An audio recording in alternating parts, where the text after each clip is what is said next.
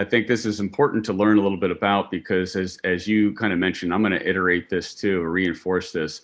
Probably the most successful online e-commerce, retail-based companies, start their day with the analytics and the performance of their business, whether that be looking back yesterday or looking back, in a further period of time. Just like you had mentioned, the most successful ones are data-driven.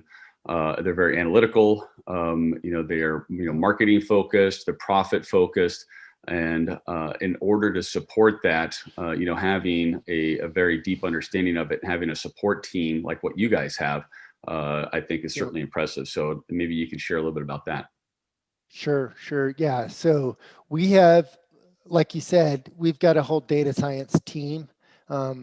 There's one data scientist who is brilliant. His name's Justin, just superb. But the data science comes from him. So he's doing predictive modeling and that type of thing. And he leads the team. But then we've got a data engineer, which is really important. It sounds boring, but it's important because the integrity of the data and understanding the schema of the data is critical to proper analytics. And anyone who knows what they're talking about will tell you that. And then we've got, a reports person, somebody who's hammering out reports, knows how to build them to, not just a specification, but for optimal business use.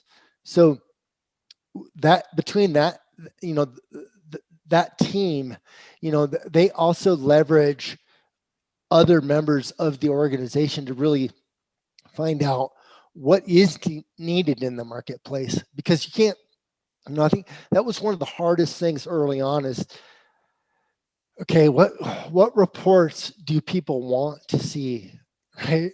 What do they want to see? And then if I call something X, do they call it Y?